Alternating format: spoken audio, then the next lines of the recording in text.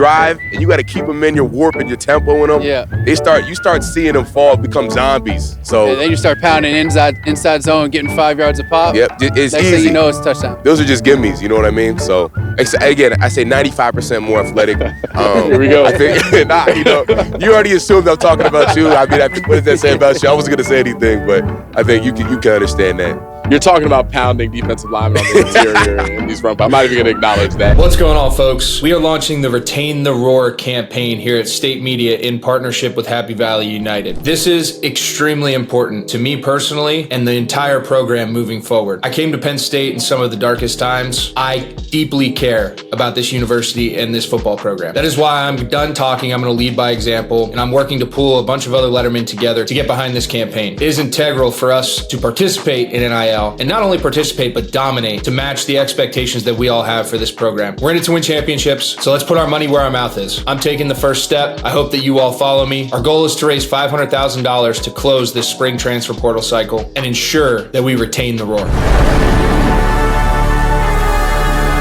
College football tees, college basketball tees, whatever you need, Mercury has you covered with the best merch out there. We're talking about high quality clothing, inexpensive, and the best part is I have a 15% discount for everybody who goes and gets some right now. Use the code below, hit the link in the description, and go get your merch now. Use the code to get 15% off. What are you waiting on? Go do it. I am Aeneas Hawkins here, sitting with my guy, Trace McSorley.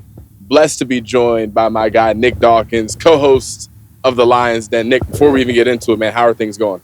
They're going well, man. I really can't complain. I'm just excited with how the spring is going and obviously finishing up our winter workouts and everything like that too, man. I have no complaints, especially to be with company like this, legendary status at Penn State, except for you. It's a blessing, truly.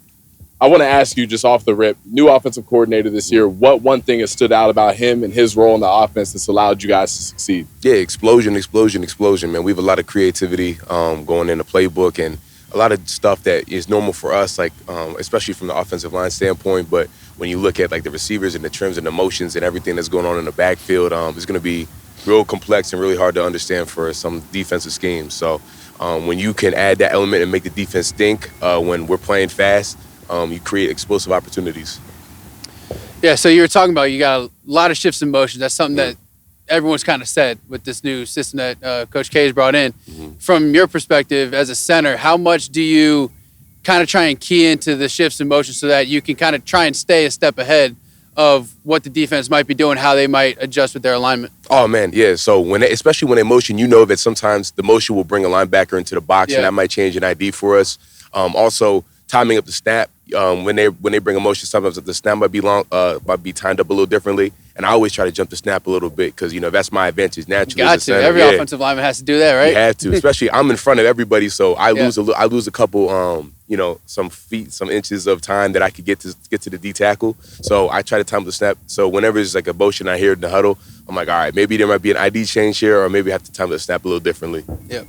You're looked at as the leader on the offensive line that's losing a few different key pieces from last season to the NFL draft.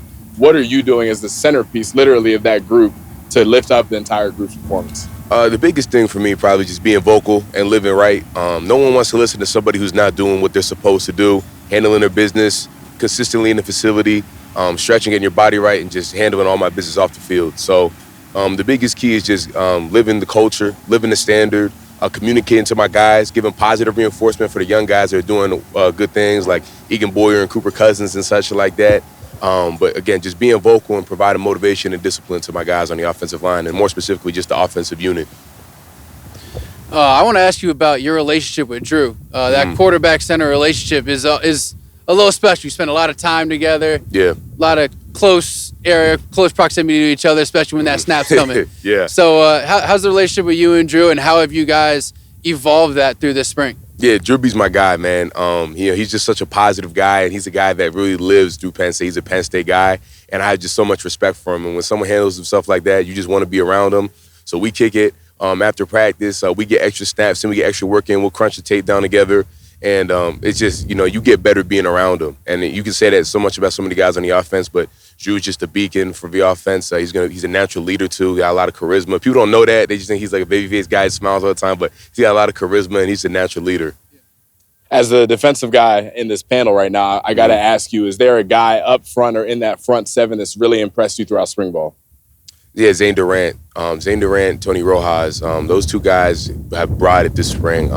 Both just elite speed, quickness, especially for Zane. He can change direction like a linebacker can. And that's really tough, especially when you run twists and stunts and you run TEs and ETs and such like that. When they're doing stuff like that, man, it makes us have to think a little more, especially on our passer and our run game, make sure we make calls. So maybe a backside guard or a place guard can pick up a twist. And Tony Rojas, he's smart. Having only a little experience in college football, being how he can see things and call things out. He's like, oh man, how do you know that? You got our playbook or something like that. But he plays with speed, plays with aggression. His block destruction is pretty elite for a young guy. So those two guys have just brought it this spring. What's going on, y'all? Christian Hackenberg with State Media in the Pocket. This segment is brought to you by Utz. Utz has a phenomenal line of potato chips and other snacks. We were fortunate enough to be able to enjoy them all weekend. They kept us fed and ready for all of these interviews that you all are about to enjoy. They've been a fantastic partner of ours, and we're looking forward to continuing to bring you guys exclusive content here at State Media. As an offensive lineman, I always like trying to get into your guys' mindset. Start of a game. If you're making your first 10 calls, how many of those for you would be run calls? Probably all 9. All 9? I would go all 9, and the last one would probably be a play action. There you go. Or we'd probably stay away from the drop back game early on until you settle in. Yeah, try to say, you want to stunt like a groundhog. When you hit a groundhog on the head with a shovel, you want to stun the nose tackle. Stun the nose for a little bit, and then settle into that pass pro. He's a little slow off the ball. And I'll say this too, D linemen are 95% more athletic than offensive linemen. That's a fact. That is true. They get tired. They get tired way quicker than offensive linemen do because of their rotation split. Those guys will come in for 4 plays and rotate out, bring the new guys in. O-line's in the whole game. Those guys don't have the stamina. So when you go through a drive and you got to keep them in your warp and your tempo in them, you start seeing them become zombies. So then you start pounding inside zone, getting 5 yards a pop. Yep, it's Next easy. thing you know, it's touchdown. Those are just gimmies. You know what I mean? So again, I say 95% more athletic. Here we go. I think, you already assumed I'm talking about you. I mean, what does that say about you? I wasn't going to say anything, but I think you can understand that. You're talking about pounding defensive linemen on the interior in these run. I'm not even going to acknowledge that. I want to ask you, as a veteran guy, again, you've waited your turn to play a significant amount of snaps here at Penn State football, and you're primed to go do that this year. What specific aspect of your game has been the focus in spring? Yeah, I would just say shooting my offhand and pass protection. I talked about a little bit about before with y'all. I have a little less space than everybody else does on the offensive line, being that I'm up a little bit. So since I have the snap count to my advantage, if I can throw my offhand first and create that distance, I have pretty long arms. It's pretty abnormal long arms for a center. If I can create that space and pass protection and get the guy off of me, I buy a lot of time. And if I can lock him out, I win the rep immediately. So I've been really trying to throw my offhand. And in the run game, my pad level, I have pretty strong legs. I can move guys independently, but when I really drop my legs and really focus on being low and getting that natural leverage, I can really get guys out of there, and that opens up holes, and that creates opportunities for explosive plays for the running back and a quarterback on a draw. So Hawk kind of just touched on this. You've had to wait your turn a little bit to be able to get your opportunity to come out and play. That's not something that you see a lot in college football with the transfer portal, NIL, and everything going on now. What is it about Penn State and this program that's made you want to stay here and made you want to work your way up the ladder to now have the opportunity you do have? Yeah, I mean, firstly, it's my word. I gave Coach Franklin, my mom, my word that, I would get a master's degree from Penn State. I would graduate with a bachelor's. I would be here for all 4 to 5 years. And it's my commitment to this university. I've met so many great people here, made so many great connections. The guys in the room, like the locker room, I mean, I couldn't imagine leaving that and having to go somewhere else to start over or anything like that. And just naturally, like who we are as a team. I see what we can do as a team. I know where we can go, and I want to be a part of that. Why would I leave now when, this opportunity that I've been working for is right here? It's just, this school means so much to me, and I would never want to leave for an opportunity that doesn't have the magnitude that Penn State has. This is my last question for you, and it plays off of that. I think you spoke to the level of just being at a special place in Penn State, a place with rich tradition and rich history. I think you can be a football player at a lot of places, but it's different to be a Penn State football player. So I'm going to ask you, what does it mean to be a Penn State football player in Nick Dawkins' words? Man, a Penn State football player is someone who understands the idea of grittiness, toughness, and culture. Penn State is built on culture. Penn State is built on tradition. Look at the people who come back. We fill up stadiums. The third biggest city in the state when it's game day. And most of those are active alumni. And some of those people don't even come to the game. They sit outside the game just to be around the atmosphere and the aura. The aura that Penn State football has magnitudes and glows to people outside of the state, outside of this country.